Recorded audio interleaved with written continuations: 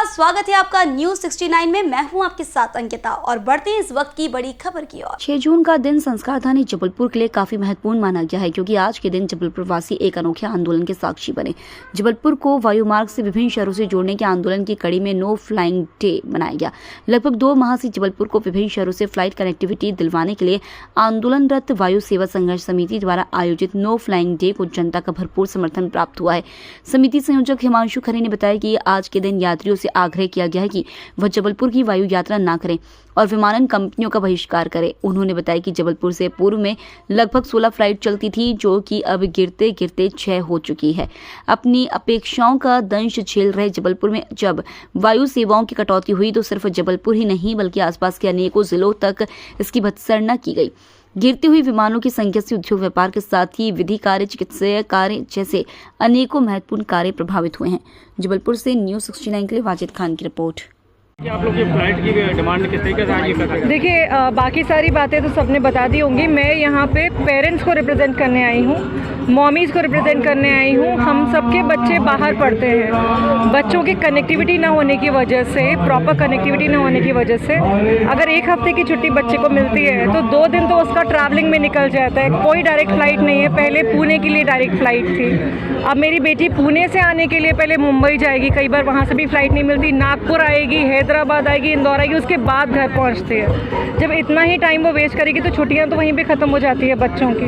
बाकी medical emergencies की वजह से जो नहीं जा पाते। अभी पुणे में एक बच्चे का एक्सीडेंट हुआ, हम सबको पता है, हिट एंड रन केस। उसके पेरेंट्स पहले नागपुर गए, वहाँ पर फ़्लाइट नहीं मिली, फिर अहमदाबाद गए, फिर पुणे पहुँचे। उनका ट्रॉमा आप समझ सकते हो, उन पेरेंट्स का ट्रॉमा। तो हमारी जान इसी में सूखी रहती है कि कभी कोई इमरजेंसी आ गई तो हम तो बच्चों तक पहुँच ही नहीं पाएंगे। बच्चे तो हम तक उस समय तक पहुँच ही नहीं पाएंगे।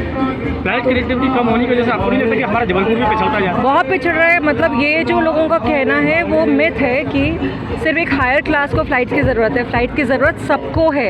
एक ऑटो वाले को भी फ़्लाइट की ज़रूरत है, कनेक्टिविटी की ज़रूरत है। टूरिज़्म प्रमोट होगा, बाहर से मेडिकल फैसिलिटीज़ आएंगी, ट्रैवल एंड टूरिज़्म डेवलप होगा, हॉस्पिटैलिटी सेक्टर है, हर जगह पर फ़्लाइट की ज़रूरत है, कनेक्टिविटी की ज़रूरत है। Business promotion, industries, education, beauty, आप जिस चीज़ की बात करें वहाँ पे फ़्लाइट की ज़रूरत है। चेरी बांगा।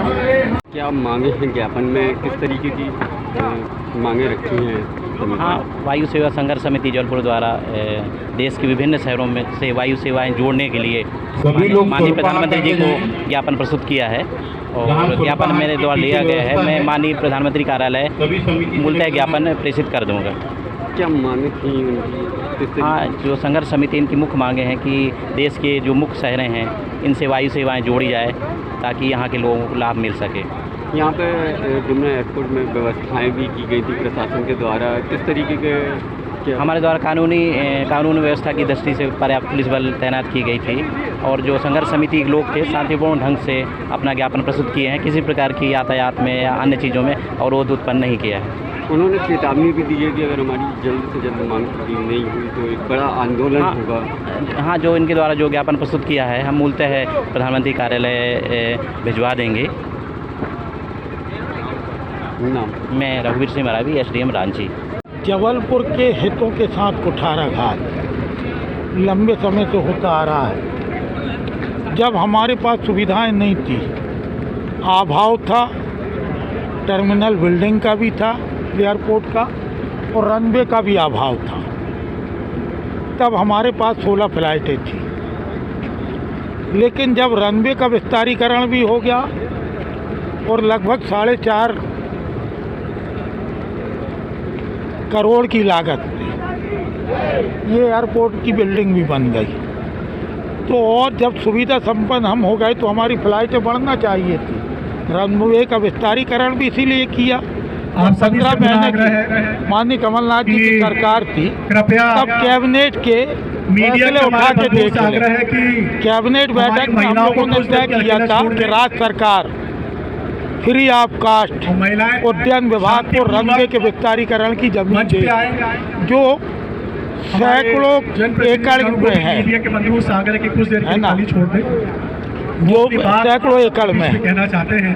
तो ये जब सारी सुविधाएं उस समय हुई, मनमोहन सिंह की सरकार में 400 करोड़ रुपया मिला बिल्डिंग बनाने के लिए बाहर है, एयरपोर्ट की मंच के बाएं तरफ है। सब सुविधा सबसे आग्रह है कि कृपया संपन्नता के बाद यदि यहाँ आके रखें। हमारी फ्लाइटें कम हो रही तो कहीं ना कहीं मीडिया के हमारे सरकार बंधुओं से आग्रह है कि कृपया मंशा पे मंच प्रश्न पर आने का चिन्ह कष्ट लगा करें। है। ऐसा तो नहीं है कि कहीं अपने अजीजों को देने के चक्कर में नाच पांडे जी से ये आग्रह है फ्लाइटें सुनियोजित तरीके से कम की जानकारी जाए। के लिए एक जबलपुर का हर वर्ग इस बात का प्रतिकार कर रहा है संघर्ष समिति के और माननीय मैं समझता हूँ कि हर व्यक्ति को इसमें सहभागिता दर्ज कराना चाहिए। माननीय इस खबर पर आपकी क्या राय है हमें कमेंट सेक्शन में जरूर बताएं। तब तक के लिए धन्यवाद।